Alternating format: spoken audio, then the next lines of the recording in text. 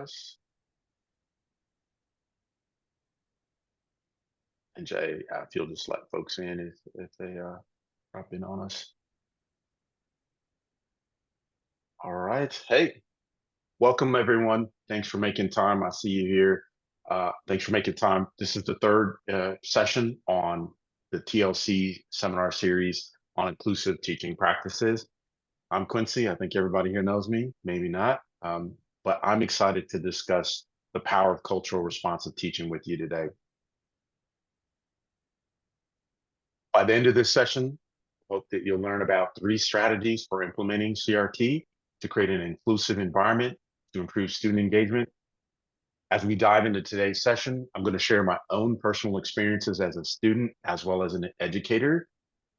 I hope that this will help frame why cultural responsive teaching is so crucial and how it can transform your learning environment so that students feel supported and seen.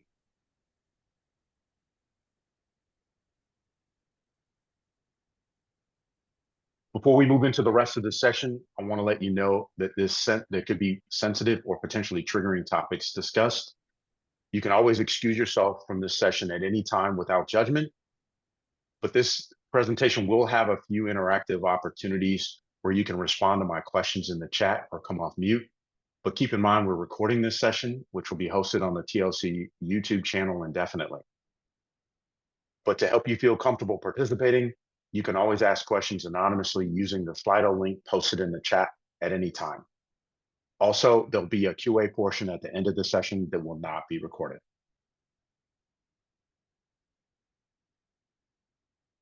So for context, here's my story. For those of you who may not know me in great depth, up until grad school, my academic journey was anything but smooth. I grew up in the South and went to college in North Dakota, which was a challenge for me as an African American and Native American, where I sometimes didn't feel like I fit in. This was especially true during my education. I was barely an average student in high school, and college was a real struggle for me. I took 5 years to complete my undergraduate degree. But at the same time, I stuck with it, and fortunately, that persistence paid off for me when I got me to grad school, where everything changed. My first grad school class was the first time I ever felt seen as a student. The professor made an effort to learn about every student's background on the first day in order to connect our personal experiences throughout the semester. For example, he started class by asking us to share an experience where we felt like we did not belong. He then connected our stories with the course material, framing the lessons to reflect on diverse perspectives. To me, this was the first excellent example of cultural responsive teaching, or CRT. By actively integrating our identities and our experiences into the course, he created an environment where we all felt acknowledged and valued. This was the first time in my educational journey that I felt like my voice, my perspective, my experience mattered in the classroom. I still talk to him to this day. I try to go fishing with him every now and then. That professor in that class opened my eyes to the power of teaching in a way that acknowledged and respects students' diverse identities. And that's precisely what CRT is all about, creating a learning environment where every student feels seen, valued, and supported. CRT is about including students' cultural identities in all aspects of learning. When we do this, students feel a sense of belonging, leading to an improved academic achievement. When engaging, why engaging with CRT especially matters to us here on this call and at ATSU, in my opinion, is because CRT doesn't just improve learning, it equips future healthcare providers to serve a diverse patient population, serve the underserved, right? When students engage with learning that acknowledges their culture, they become better equipped to communicate and care for others that come from different backgrounds. For example, in a study by Bancourt et al. In 2003, this study put forth a framework for cultural competence to see if this helped improve communication between health providers and patients from diverse backgrounds. The results from this research showed that culturally competent care leads to better patient satisfaction, improved communication, and of course, reduced healthcare disparities. You can see access to this article in the chat. In another related study, this study was a systematic review more recently in 2010, where this was from the Journal of Internal Medicine. They also examined the impact of cultural competency training on patient outcomes. And this study summarizes things such that this training improves communication, yet again, patient satisfaction, and led to better clinical outcomes among patients, especially those from diverse backgrounds. What caught my attention from this systematic review was that we talk about this in the TLC team is how a rising tide lifts all ships. This, to me, that analogy applied really well, according to this study. The authors proposed a related framework for integrating cultural competency into health science education. That's worth checking out. Also in the presented in the chat. But let's think about the benefits of CRT in terms of a pyramid. For students, CRT increases motivation and engagement, which leads to better academic achievement. It also improves teaching effectiveness for educators, which I hope gets everyone's attention here. This is an excellent reason, right? And for healthcare, it leads to better outcomes, which is the optimal goal, I would say. Hopefully you say too. I want to take a minute here and see if there are other benefits that you might expect from what I've told you or from your own experience. Feel free to come off mute, use the chat, or of course, if you wish to be anonymous, you are welcome to use Slido as well. Are there other benefits you might expect?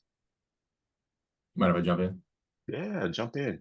I think one big thing that I would that I hope to see from this type of stuff is less of the deer in the headlights. We do a lot with sex workers, so giving realistic things of that culture, if you want to call it that, prior to a student being in a situation, so they don't put their foot in their mouth in front of a client or a patient when they're there. So it goes along with improved patient care, but that would be more the satisfaction as opposed to maybe outcomes.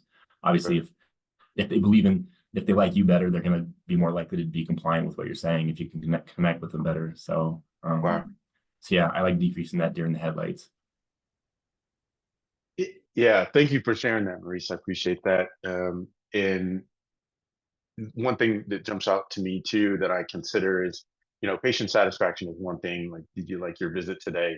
But is there value in higher patient satisfaction, better compliance that potentially could lead to better patient outcomes, clinical outcomes? Because I think that when people feel cared about, right, there's something almost magical that happens where we start to benefit from all the reasons that we might be there. Do you think there's some credence to that?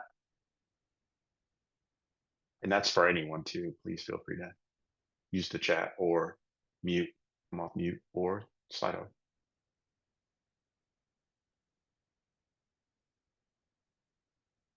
course, I got him right when he was eating his lunch.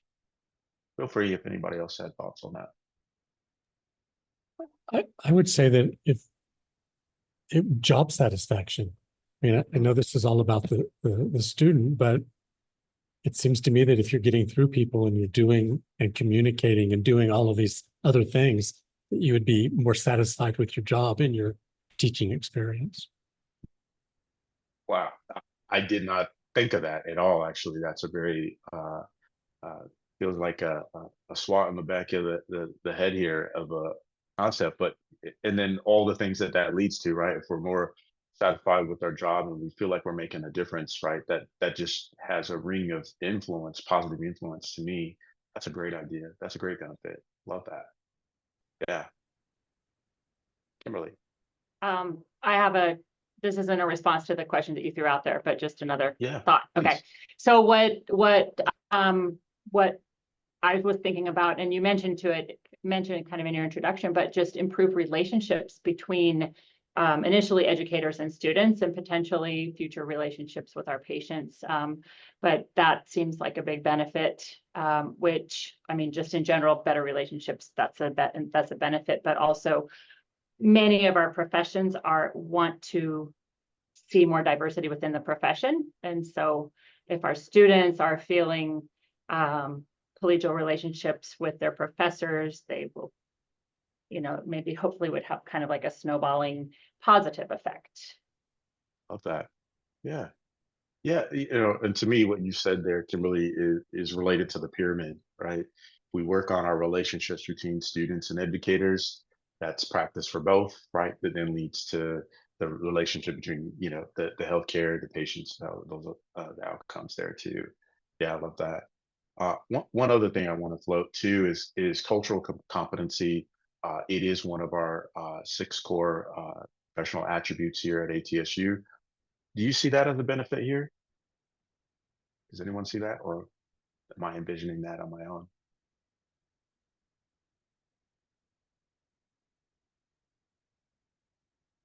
But I'll add why I come to that conclusion from the student's perspective is that some of our students may not have exposure, as Maurice had mentioned. They might not have exposure to certain things from people from different backgrounds. And so this is their opportunity to get that exposure. At the same time, the educators, they not just creating an environment, but they benefit too, right?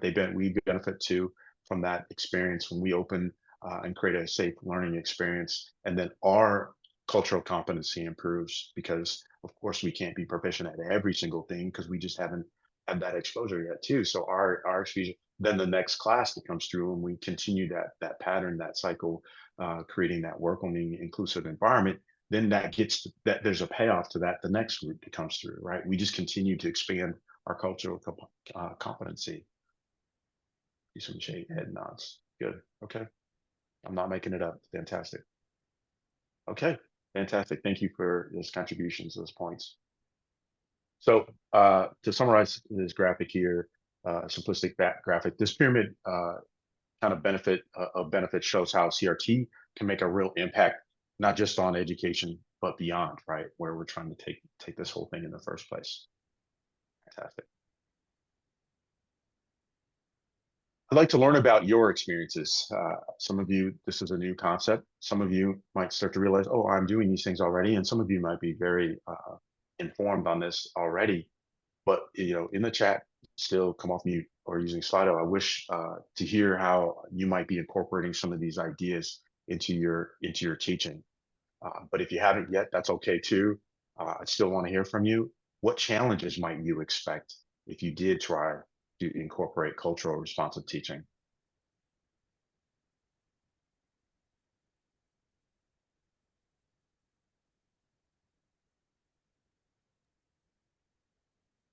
Is anyone doing this or things that sound like CRT? And I can jump in real quick. Yeah. So one thing that I come across a lot is a lot of the times these are kind of non-sciencey things. So people feel like they know stuff, and they create some pretty polarizing opinions or political opinions come out. So that's been a pretty big challenge, especially when you talk about like harm reduction or opioid use disorder, that kind of stuff, and buprenorphine and other life-saving medications. Other things start creeping in there, which I think is good for a conversation, but trying to make sure that everyone's staying professional as opposed to being more emotional, it has been a little bit of a challenge. I can jump in if you'd like. This is Kim Kochinoff. Hey, Kim. Thank you, please. Sure. So this isn't this is a class that I adopted, but the Tessa Tibbin was the course director for this class, and she actually started incorporating cultural presentation. So students do, just a 2-3 minute presentation about their background, their culture, maybe their belief systems about the medical process, maybe some of their experiences with the medical healthcare system, and I think it's a wonderful thing. The students really learn about each other. They respond to each other. There's things that they never thought of. Even from, assumptions that we make about people. There was a student from Surprise who grew up and had insurance her whole life, but because of the high premiums and deductibles, her healthcare access was limited. Mm. And all the students write reflections for each of the 3 days that they do these presentations. And it's really interesting to see what students learn about each other had never considered before.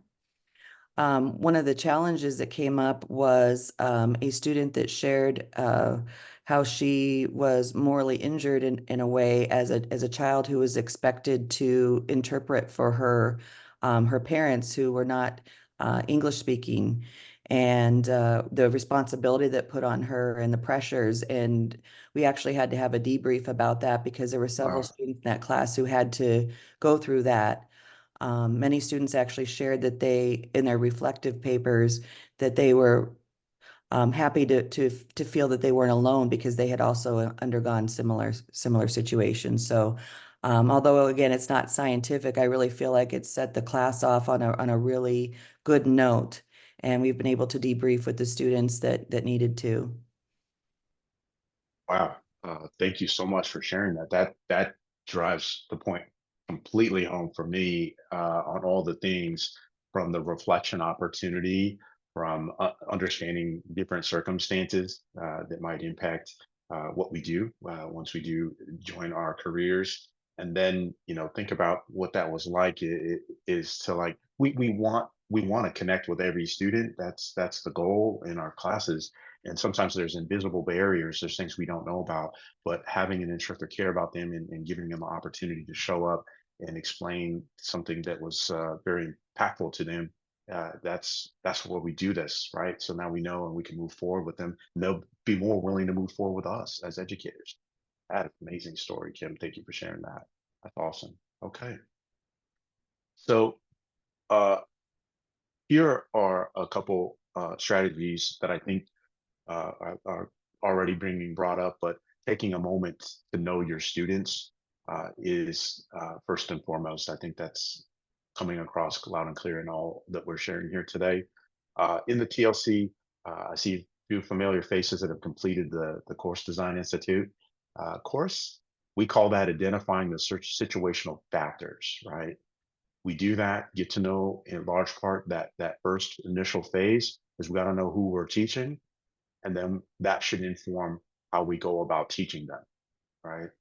So situational factors, that's a big step.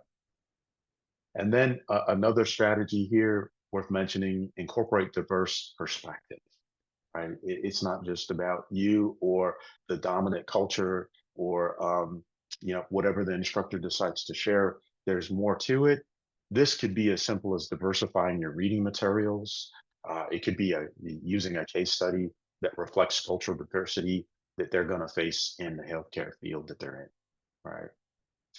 And then another couple ideas here are going to be to design instructional activities that connect with students, their background, their cultural context, that foster an inclusive environment where they feel safe in expressing their identities.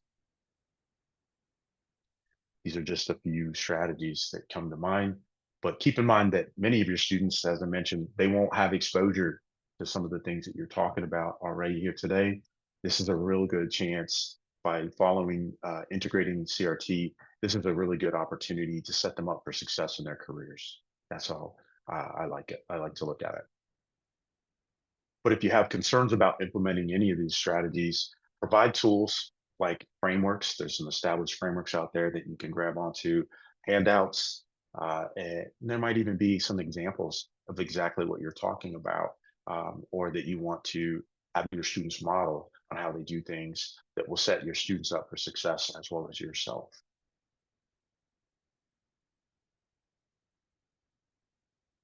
On a slight side note, there's a misconception that just because you're from a non-dominant culture or underrepresented background, that automatically makes you proficient in working in a multicultural environment.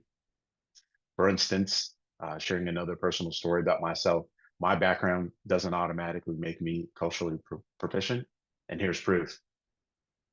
In 2017, I had the fortune of being invited to deliver a workshop at the UAE Global Summit on Education. This was a meeting of the minds to design or redesign an educational ecosystem for students over their lifetime. The idea was their education would be prenatal to PhD. It was one of the most exhilarating experiences in my entire life, being able to present to so many people from all around the world about a topic that I was near and dear to my heart, education. After my talk, I got asked to meet in a side room where there was an interpreter, and some people wanted to meet me and share their stories and ask questions. It was really cool. I was super excited. Never had anything like that. I had an interpreter in my ear. There was an interpreter in front of me, and there was people from all over the world. Some spoke English, a lot didn't, and I got to talk to them about what my message was. Felt like hours had gone by, probably just a couple of minutes. I met a young lady that taught early childhood, and she was sharing her perspective and how that had changed her on education and how it changed her world, and how it was one of the greatest privileges of her life to be able to watch people overcome so much due to education. And she clearly was emotional about sharing her story to me, and being moved by what we were, connecting on this level. I went into this awkward handshake to like acknowledge very Western, very Phoenix approach to this thing, where I go to like clumsily hug, touch something, and the interpreter armbarred me. I was like, whoa, that was just, didn't expect that, but did not follow through on a handshake or anything, kind of waved and walked away. The interpreter later approached me a few minutes later and explained to me that due to certain cultural beliefs, he was not allowed to do anything that could potentially be construed as affection between a male and a woman in public. Totally oblivious. I now feel about this tall. I felt like a stack of dimes was taller than me. My cultural proficiency, I just looked at it that moment from my perspective, my experience in my part of the world, right? And so I was fortunate to have somebody that was looking out for me, not realizing that probably happened to me a couple times where I was eating or at some place where I offered to shake a hand of somebody and they either pulled back or walked away, not knowing that I put them in an uncomfortable position, right? I should not have done that. But learn that lesson forever, I promise you. But I take the good with the bad, right? It was a learning moment. That the point here is that I need to work and continue to work on cultural proficiency. And just because I'm a Black Native American man doesn't mean that I couldn't benefit from further maturity, right? And that includes implementing cultural responsive teaching as well. I also have to work hard on that as well. How can we work at that? I'm so glad you asked the question. Thank you. So, what about using case studies? What about using case studies that consider other cultural beliefs around healthcare and illness? This might help potentially, right? Students develop cultural competency early in our classes before they get out there in the real world. Or could you imagine using role play scenarios where students get to practice culturally sensitive communication with patients from different backgrounds? Kind of what Maurice was saying earlier. Do they practice those things? If you're already using case studies or role playing, how are you doing it? Is there room for more CRT to be integrated? Feel free to use the Slido or come off mute or chat, but I'm real curious if you have thoughts on how you might be using or how you might in the future use CRT in doing these things in your classes.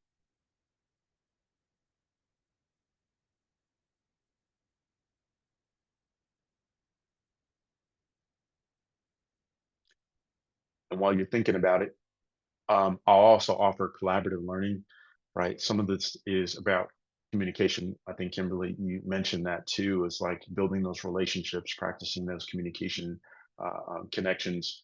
What about encouraging group work that brings together students from diverse backgrounds to share their perspectives, and they get to learn from each other? I think Kim, you shared a perfect example of that, right? Where the students learn from each other, from their diverse backgrounds. There was a presentation, which feels like many moons ago, because I think we were in person at the time, and we did a workshop in person about collaborative learning theory, the different flavors of it, that you can do. But I think if you want to know more about the different aspects from the learning sciences about collaborative learning theory, that's a great place to go to go watch. There's a fun activity in the beginning you get to take a look at. But yeah, no, Maurice, feel free to chime in. I'd be happy to hear from you. Sure, yeah. So I create a lot of cases that have an actual picture, like a real picture of someone that should represent that culture and the disease that's going on. And throughout, I try to make it culturally appropriate as far as like what she does, the social history, what their diet's like, really kind of detail it out. And I think, I don't know if this is, so just sharing what I do. And then the question, I actually had a question with that was, everything is really dependent on the facilitator following the facilitator notes. Otherwise, all that stuff gets glossed over since we're in basic science teaching. And a lot of time it does get glossed over, even though there are facilitator notes. So I don't know if there's a way to help the facilitators that are implementing what we're designing have that same idea that this is important and it does lead to better teaching, better care of the patient, better job satisfaction. Oof, that's a big question. Does anybody care to weigh in on that? How do we normalize this type of thing? How do we normalize CRT basically, or CRT like things? My answer is keep doing what you're doing. I think the circle of influence will make a change. Keep doing it's clear that you're working at this, right? You're putting the work in to try to connect with your students and create an inclusive learning environment time and time again. I think that there's informal ways that will have a ring of influence that could change things, improve things in other areas outside of your zone of proximity. But that's my recommendation. If you need help, support, we're here for you. Yeah, Kim. I was just going to comment exactly what you said. I think it's really a grassroots effort. Mm, And certainly forums like this allow us to share ideas. But one of the things that I didn't speak up when you were first talking about the advantages of the CRT is really the educational culture at ATSU. And that's one of the reasons I'm here, is because there are people who think that that's an important lens for us to put in front of our students as they look at each other and the world and the patients that they serve. So I agree with what you're saying. love that. And community, right? So grassroots, creating community that then, the community as it ripples out, then changes the culture, makes this stronger, right? Makes it more acceptable for sure. Yeah, I love that. Okay. Thanks for sharing, both of you. Thank you. So along those lines, challenges, right? I'll skip ahead here to the punchline, but there are challenges out here. If I'm missing anything, you'll let me know. But limited time is a big one. Resistance to change is another one, and then the need for resources. Sometimes we want to do things, but we don't have the capacity because we're overburdened, or we don't know where to look to be able to better ourselves on some of these topics. Absolutely, something to be considered. But I would say to keep encouraging you to be encouraging. Start small, or continue what you're doing and adding on to be able to integrate CRT. um, it's a great way to build capacity, is attending professional development opportunities, just like you're doing today, right? Keep doing those things. And if you look in the chat here in a second, um, Aaron just dropped in some of my favorite resources we talk about. Coursera and edX are some amazing educational platforms. Some things are free, some things are not, but they have some awesome courses on culturally responsive teaching. And then also the Learning for Justice webinars by Southern Poverty Law Center are always offering free webinars. It's a little less structured, but if you pay attention to what they offer, there's some things there, and there's some previous recordings that you can access too. And then I'm a fan of Quality Matters conferences, like the QM Connect conference. I think it's coming up in the spring. I think they offer that event a couple of times a year, but they often offer CRT sessions. And then one of my all-time favorite, where I got introduced to the concept, was at ARA. This is one of the big ed research conferences in the world. They do a great job. They even have a division dedicated to this topic related to equity and inclusion.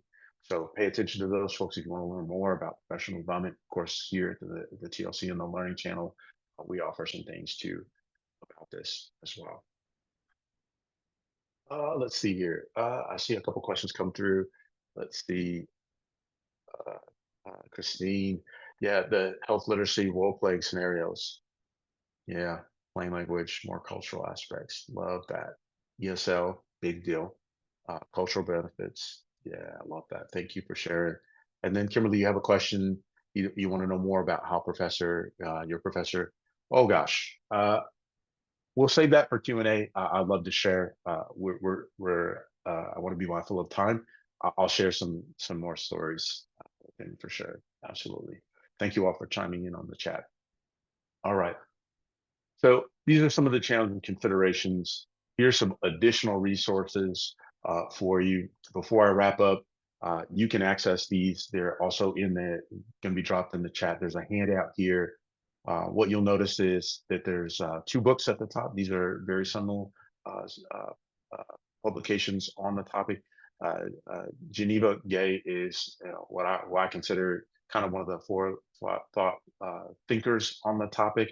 Not just her book, but she has some journal articles out there that are worth visiting that talk about CRT and how we can implement it into our education. And then if you're looking for inspiration, look no further than Dream Keepers. Book by Gloria Ladson Billings is phenomenal. If you're looking for like, why do this? It really paints the picture from the beginning to the outcomes of how it's changed lives for the students. It's very inspirational. And then there are 2 websites to bookmark. The NCCC is, I would say, one-stop shop for all things related to CRT. They do a great job of keeping things current and up to date. They're always pushing the envelope. I always look to them to see what's new and what some resources that I might spin off that might help me on the topic. And then Teaching Tolerance would be an interesting place to check out if you're looking for other inspiration on how you might do things in your class. So those are some great resources. And let us know if there are others that are left off that list. We'd be happy to share them out. And thank you. That the handout there is for you to hold on to. So hitting before I open this up for further Q&A, I want to be sure that everybody has the contact details for the ATSU Employee Assistance Program. Please reach out to them if you need support. And here's where I'm going with this. All of this, whether you're a seasoned educator or you're just getting started, here's your call to action. Please commit to implementing one culturally responsive strategy in your next course. No matter if it's didactic, lab-based, or clinical, change doesn't have to be huge. Start small, but start thinking about it today. To help you take action, that handout in the chat includes a reflective activity, among other things, about cultural responsive teaching.